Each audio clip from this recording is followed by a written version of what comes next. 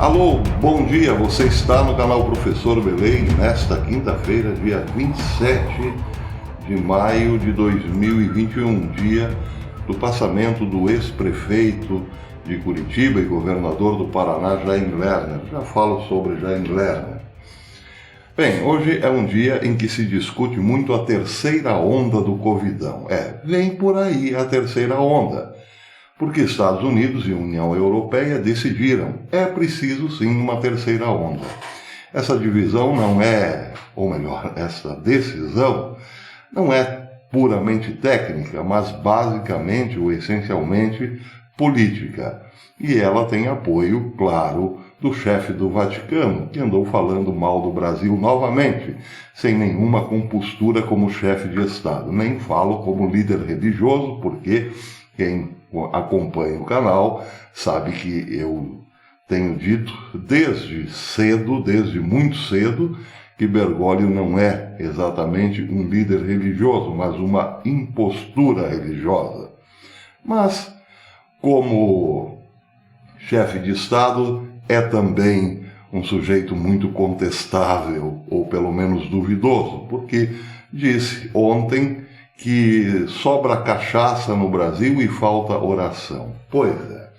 As críticas à sua Argentina, por exemplo, que adotou o aborto e que está sufocando o povo com sucessivos lockdowns, repressões e tudo mais, bem, isso não é preocupante para o argentino Bergoglio. O que preocupa mesmo o Bergoglio é saber que no Brasil está nas mãos de um presidente conservador, nacionalista, que não quer entregar a Amazônia para os globalistas. Mas isso também é um assunto irrelevante no momento. O fato é que o globalismo, as lideranças globais do planeta, mais a China, estão satisfeitíssimos, sim, porque vem aí a terceira onda. Quem acompanha esse canal sabe que eu venho dizendo desde o começo de 2020 que viria a primeira onda, a segunda onda, a terceira onda, a quarta onda, até que não houvesse mais presidente ou líder político conservador no mundo, ou nacionalista. E é de fato o que está acontecendo. Mas esta terceira onda pode dividir ainda mais a chamada direita brasileira. Houve um tempo no Brasil que todo mundo era direita, desde Kim Kataguiri até Joyce Hasselmann. Quem não lembra disso? Voltando aos primórdios, anos de 2018, até Dória se dizia bolsonarista. Witzel também, lembram disso? Joyce dizia-se ser mais bolsonarista do que os filhos de Bolsonaro. Bem, daí veio a primeira grande divisão. Bastou a contagem de votos e muita gente bandeou-se para outros lados, como, por exemplo, Dória e Joyce Hasselmann. Até o MBL chegou a cogitar a hipótese de apoiar Bolsonaro, mas bastou uma pequena primeira ondinha de defecção e lá estava o MBL batendo no presidente Bolsonaro.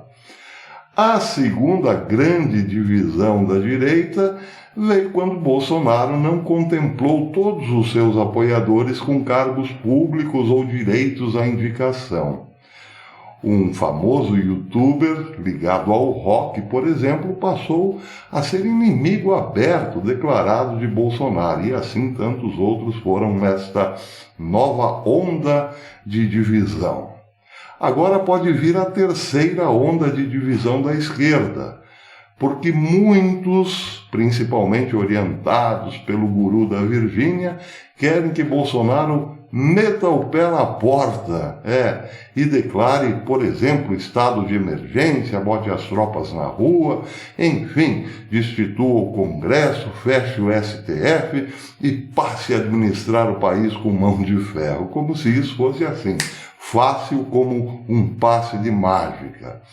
Acontece que a terceira onda do Covidão coincidirá com a terceira rachadura na direita, porque governadores e prefeitos amparados pela Lei 13.979, sugerida por Moro Mandetta e aprovada pelo Congresso, fecharão estados, municípios, enfim, prejudicarão novamente os empregos com aquilo que cientificamente não tem nenhum efeito sobre a pandemia, o fique em casa, o fechamento.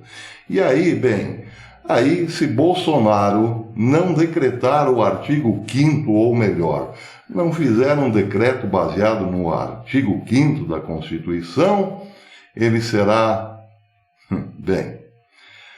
mais uma vez condenado por esta ala que eu chamo direita canhota. Há muita insatisfação no momento.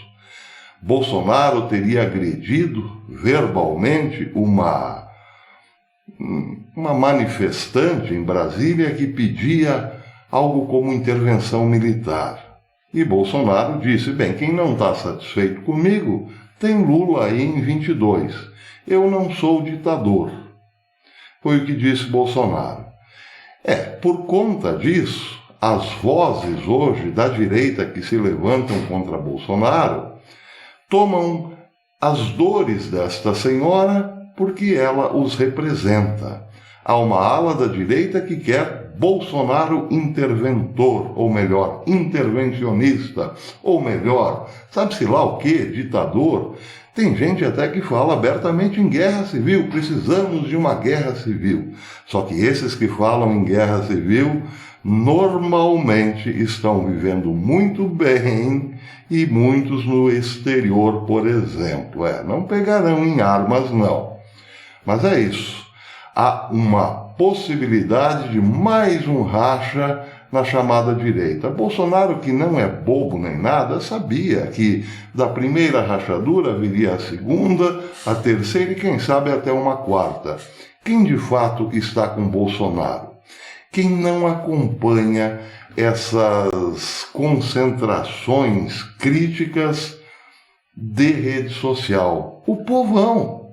O povão está com Bolsonaro porque, como experimentou por mais de 30 anos sucessivos governos comunistas, com arroxo salarial, com corrupção, com estatais altamente deficitárias, poleiros para políticos, leis injustas que penalizavam o trabalhador nas estradas, por exemplo, e estão vendo as coisas aos poucos mudarem na medida do possível, conseguem respirar um pouco melhor até mesmo nesse período de pandemia. O milagre feito por Bolsonaro é tão grande que o Brasil não apenas não parou na pandemia, como terá um superávit de 40 bilhões este ano. Isso quer dizer mais investimento em segurança, transporte, moradias para o trabalhador de baixa renda e por aí vai. Então o povão, que não é muito suscetível às críticas das redes sociais, é aquele que aparece nas manifestações populares pró-Bolsonaro. As redes sociais, é bom que se diga, tem sim a opção de Lula em 22.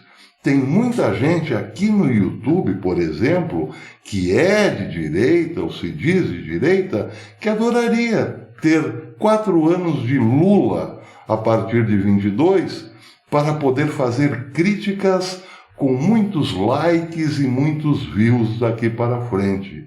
Se Lula estiver no poder em 22, e Deus permita que não, muita gente ganhará dinheiro criticando Lula e lembrando com saudades de Bolsonaro. Muito bem, por falar em saudades de Bolsonaro, os americanos estão com saudades de Donald Trump.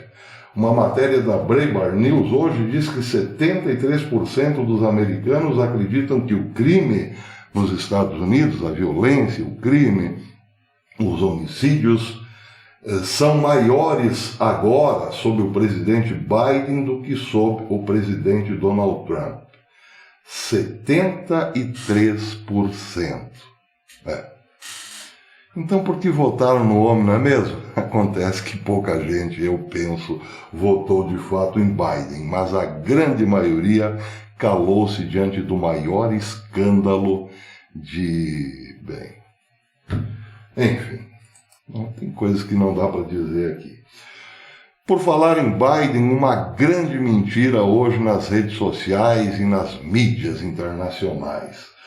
O cerco se fecha em torno da China e da tese de que o Covid escapou do Instituto de Virologia de Wuhan, um laboratório chinês que até o início da pandemia realizava extenso estudo sobre o coronavírus de morcegos. O presidente dos Estados Unidos, Joe Biden, mandou suas agências de inteligência dobrarem os esforços na investigação dessa suspeita, que ganhou força após relatório de inteligência virar as manchetes nos Estados Unidos. No Brasil, a mídia lacradora ainda vê isso como teoria da conspiração. Bem, essa notícia está no Diário do Poder, de Cláudio Humberto, mas também estampa aí outras manchetes em outros veículos. Todo mundo está dando essa notícia. Biden está indo para cima da China, você viu isso? Tudo lorota, tudo conversa. A mídia aqui embarcou em outra mentira produzida na Casa Branca. Vejam o que diz a própria Breitbart sobre este assunto. O presidente Joe Biden, é verdade, ordenou às agências de inteligência dos Estados Unidos, ontem, quarta-feira, que redobrassem seus esforços para investigar a origem do coronavírus, apesar de encerrar uma investigação do Departamento de Estado sob o comando do ex-presidente Donald Trump, que buscava o mesmo objetivo. Então, resumo da história. Biden ordenou que se fizesse uma coisa que já estava sendo feita desde 2019. Ou melhor, 2020, o governo norte-americano começou, por ordem do governo Trump, uma investigação séria sobre a responsabilidade da China no alastramento da pandemia. Acontece que Biden desautorizou, cortou esse serviço e logo em seguida entrou com a mesma proposta, só que agora com o seu nome. Mas calma lá, isso não é tudo.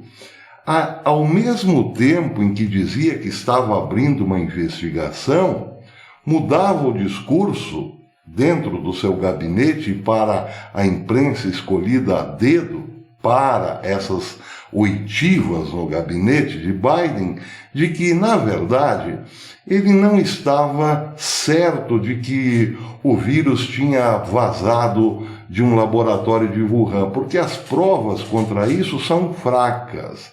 É possível mesmo que tenha nascido em outro lugar, que tenha sido passado de um animal para o humano e assim por diante. Então, já como as provas eram fracas, a sua ordem, na verdade, era para acreditar na pesquisa da Organização Mundial de Saúde, que já tinha dito anteriormente que não acredita nessa história de que a China produziu o vírus em laboratório e deixou-o escapar. Entenderam? Biden é aquilo que se chama em teologia de discurso diabólico. Diabolos. Duas palavras, sim para uns e não para outros, sobre o mesmo aspecto. Discurso dúbio. Pois é. E tem gente que acredita que o homem vai para cima da China.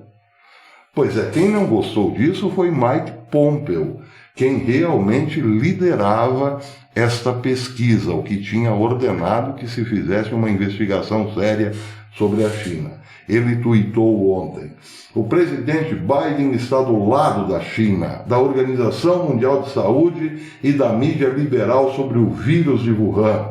Juntando-se à multidão, ele diz: não há nada para ver aqui. E fechou o Departamento de Estado quando este investigava as responsabilidades da China. A investigação da origem da pandemia que eu comecei, escreveu ele, foi cortada por Biden.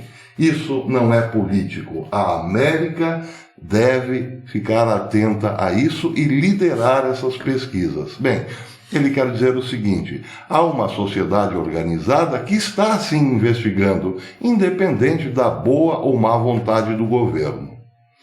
De fato, Biden veio com essa proposta porque há muita pressão na sociedade organizada americana, que aliás é bem mais organizada que a nossa, apesar dos pesares, apesar da América estar virando uma república popular da América do Norte.